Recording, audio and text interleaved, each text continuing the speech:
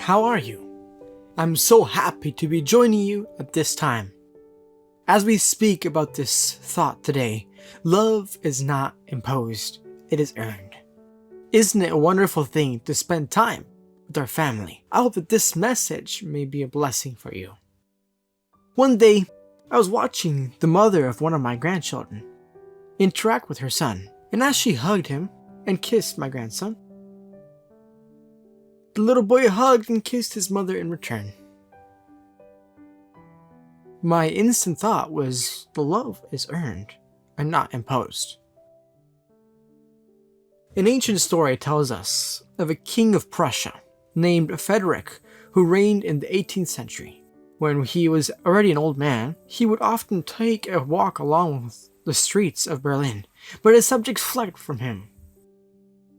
It is said that one of those walks, a citizen saw the king coming and tried to escape from the monarch through a gate. "You!" yelled the king. "Where do you think you're going?" "To my house, your majesty," answered the man nervously. "Is this your house?" King Frederick asked. "No, your majesty," the man answered. "So why are you trying to enter the property then?" the king replied. "Well, your majesty," admitted the man, worried that he would be called a thief, "it is because I did not want to meet you." "Why?" the king asked. "Because I'm afraid of you, your majesty." King Frederick then raised the cane he used as a walking stick and pointed at a man, said, "You're not supposed to be afraid of me, you disgraceful man. You're supposed to love me." My friend, you can't force anyone to love. Love is earned and not imposed.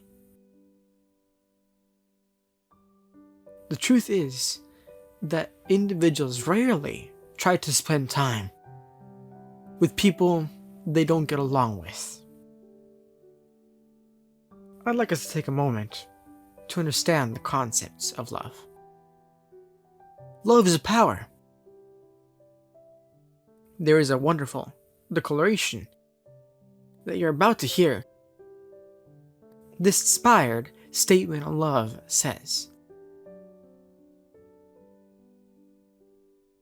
"Intellectual and moral strengths are involved in this principle. The excellence and value of pure love consists in its efficiency to do good, and to do nothing else than good.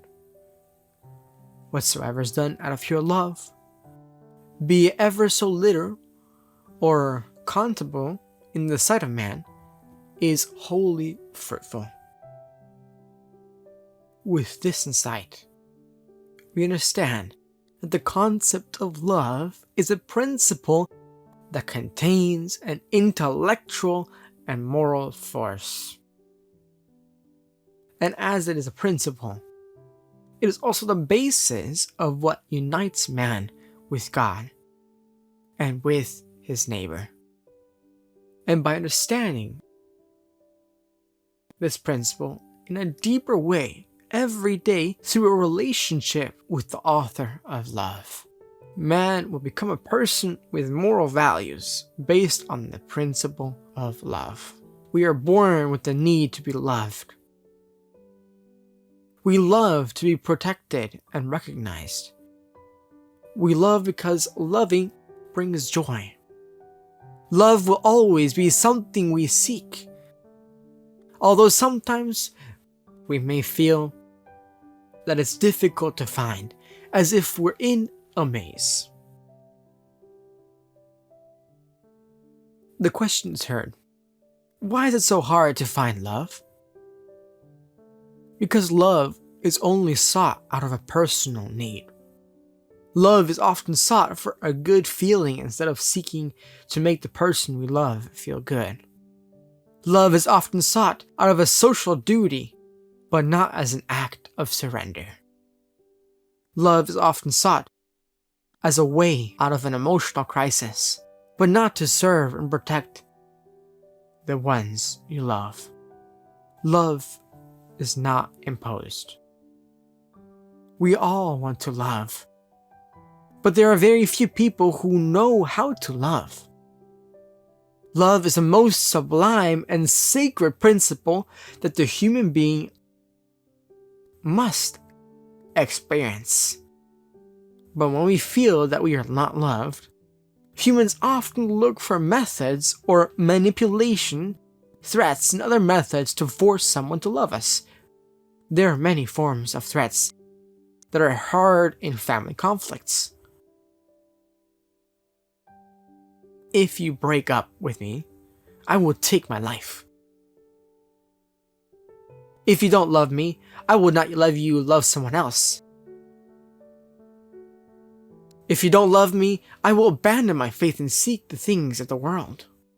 If you don't love me, I will die. These words, and many more, are expressions that are heard daily in many family conflicts, because we feel that the love is a payment to the ego and pride that predominates our carnal nature. We feel that we must love because I am the authority of the house, because of my marital goals, because of my marital goods, because of my beauty, or perhaps because I feel good enough to deserve to be loved. Wherever the power of intellect, of authority, or of a force is employed, and love is not present, the affections will of those who seek to reach assume a defensive, repelling position, and their strength of resistance is increased. Jesus was a Prince of Peace. He came into the world to bring resistance and authority into subjection to himself. Wisdom and strength he could command, but the means he employed with which to overcome evil were the wisdom and strength of love. I have a close friendship with a father who has wanted to win the love of his children by satisfying their stubborn desires and buying them things in order to impose the idea that by these actions they might be forced to love him. But over time, he has been disappointed as he does not receive anything positive in return, instead being faced with the children who have become rebellious to both parents.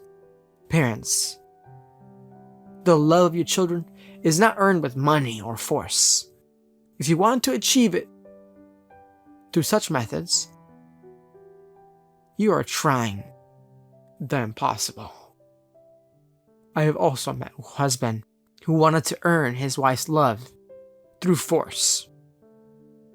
He would sacrifice himself because apparently she had more than enough and no needs.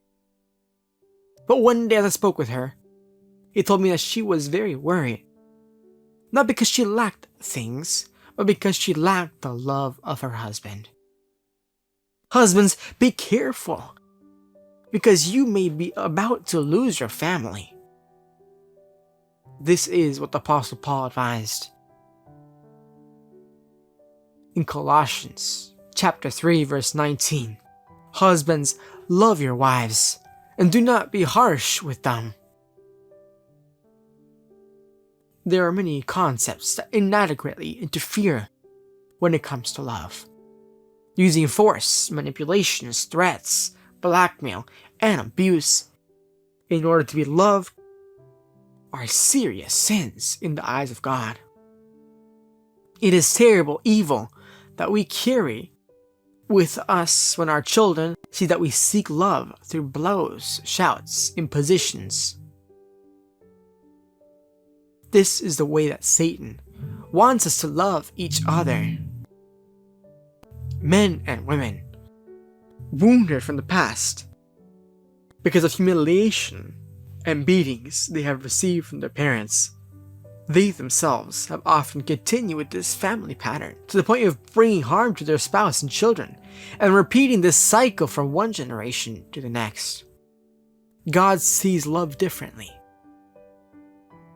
There is a divinely inspired word of advice that says the following: God could have destroyed Satan and his sympathizers as easily as one of us can cast a pebble to the earth. He did not do this. Rebellion was not to be overcome by force. Compelling power is found only under Satan's government. The Lord's principles are not of this order. His authority rests upon goodness, mercy, and love.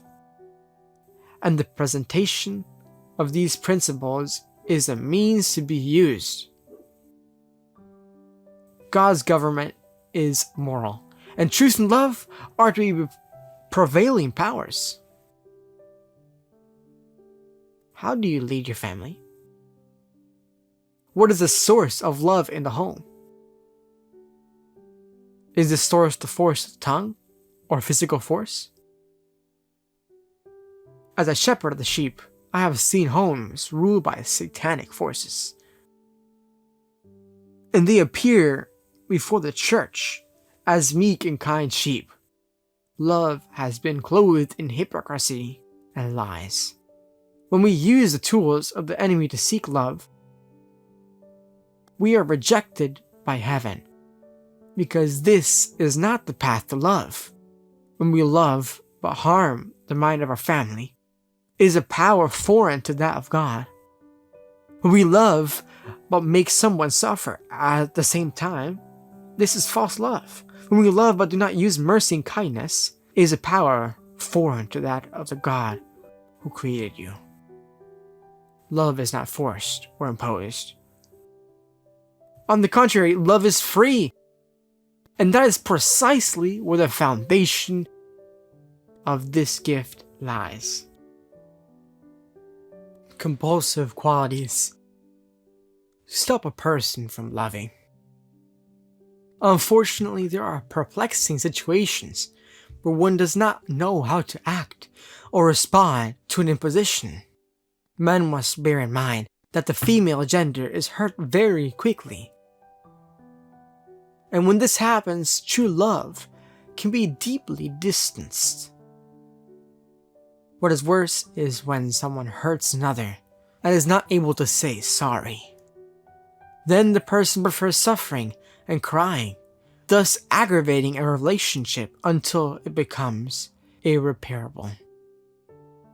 Friend, love is not demanded. It is not commanded. It is not imposed. When love is understood in its realm, dimension, it is a decision. It is a transcendent and not an I will love him with time. Does God love us with the passing of time? When love becomes a demand, it is not genuine. It turns out to be uncomfortable and unfair for both, as it is built on the shadow, a lie, which sooner or later will become demolished because its foundation is sand. The foundation of love is seeking good for the other and not seeking benefit for oneself. It is a happiness, selfless commitment, and not a painful sacrifice that must be done to please. My dear brother or dear sister, be careful with pretending to love in order to force love. No one can require us to love a man or a woman, nor do we have the right to make that man or woman love us. Friend, love is not a yes today, but a no tomorrow. It is a loving each other day by day. It is being happy because our significant other is happy. Love is renunciation, abandonment, and surrender. It is first of all a commitment to one's own dignity while learning from the love of Christ. Dear friend, think about what I'm going to tell you.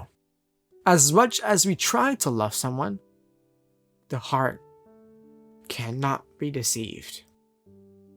That is why love is one. Let us listen to advice of a family counselor, the Apostle Peter, in 1 Peter chapter 3, verse 7. Likewise, ye husbands, dwell with them according to knowledge, giving honor unto the wife, as unto the weaker vessel, as being heirs together of the grace of life, that your prayers be not hindered. Here, the apostle refers to the fact that the husbands must be wise to live with their wives. Jesus, the excellent teacher for all humanity, gives us these instructions. Whatsoever you would that man should do to you, do ye even so to them. Matthew 7, verse 12. Blessed results would appear as a fruit of such course. With what measure ye mete, it shall be measured to you again. Luke chapter 6, verse 38. Here are strong motives which should constrain us to love one another with a pure heart, fervently. Christ is our example. He went about doing good. He lived to bless others. Love beautified and ennobled all his actions. Love impairs to its possessor grace, property, and comeliness of deportment. It illuminates the countenance and subdues the voice. It refines and elevates the entire being. When love is present, life is full of grace. And this will be seen in actions. The spouses will have a face illuminated with joy, speaking soft words of affection and appreciation. The husband will constantly tell his wife, I love you. I will always be by your side. Wherever she is, she will call him to tell him, I only love one. I only love you. I will be with you. When they feel alone, remember to tell them, I am your wife. Or husband, I am here to help you carry our sorrows and sadness together. Or there is a moment of joy, remember to share this joy and rejoice together. Always surprise your wife. Bring her a nice bouquet of flowers. She will feel very happy when she sees gestures of love. Go out together to contemplate nature or just walk hand in hand.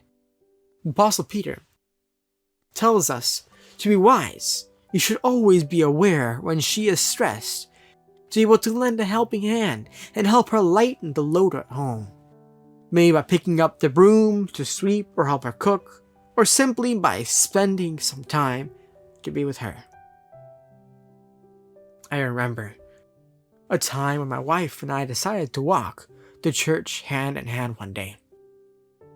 As we walked along the sidewalk, a lady whose store lined the streets was at the door, staring at us. When we approached her door, she said, You two are a scene to admire. To realize that it is possible. When we stopped and spoke with her, she mentioned that she had problems in her home. But simply seeing us take a walk hand in hand, we gave her hope for her home. There are many families and homes that by seeing can believe.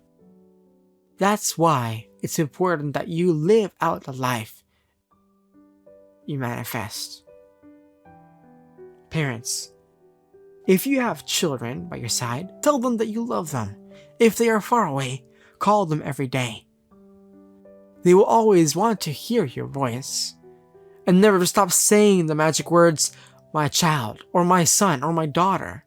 It is rare for me not to call my 5 children.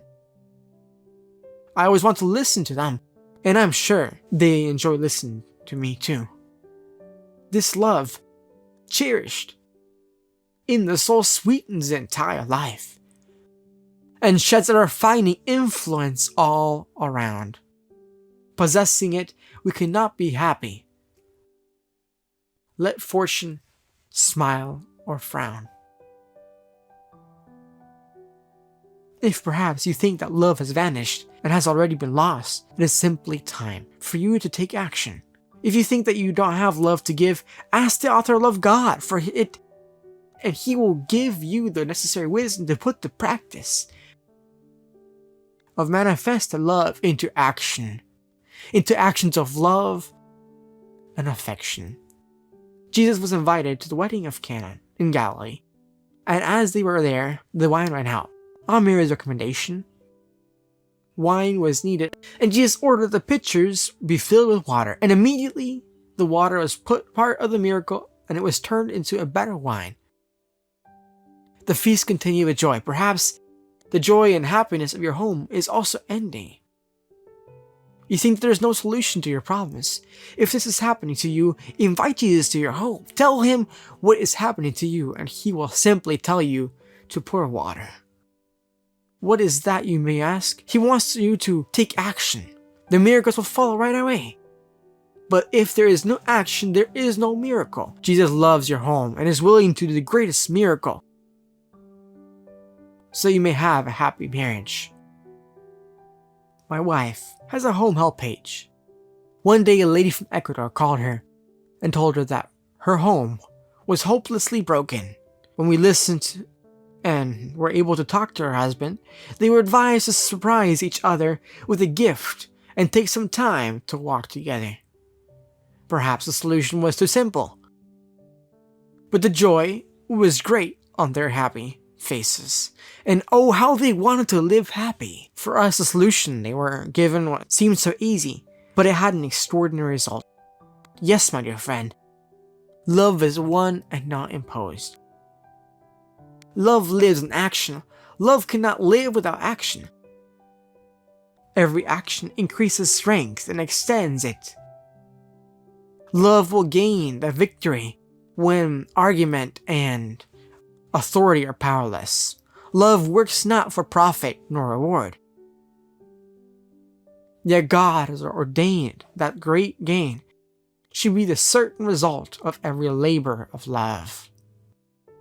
It is diffused in its nature and quiet in its operation, yet strong and mighty in its purpose to overcome great evils. It is melting and transforming in the influence, and will take hold of the lives of the sinful and affect their hearts when every other means has proved unsuccessful. Love is a plant of heavenly growth, and it must be fostered and nourished. Affectionate hearts, truthful, loving words will make happy families and exert an elevating influence upon all who come with the sphere of their influence.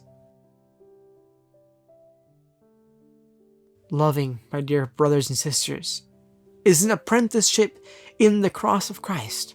Love is the essence of Christianity.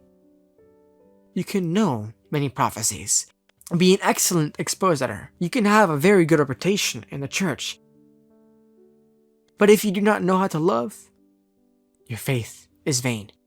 Your works are in vain in your Christian humanity. If you do not know how to love, you are empty, hurt, resentful, and bitter. If you don't know how to love, you will always be hurting those who love you. If we do not know how to love as a man or as a woman, we have not known the pure gospel of Jesus Christ, because God is love. And everything that is done without love has no meaning. That is why I invite you, my friend, to enjoy the love that comes from our Creator. Ask Him for it. And when you have this love, you will also be able to give it to those who surround you. May God bless you, and may you enjoy this love. Thank you.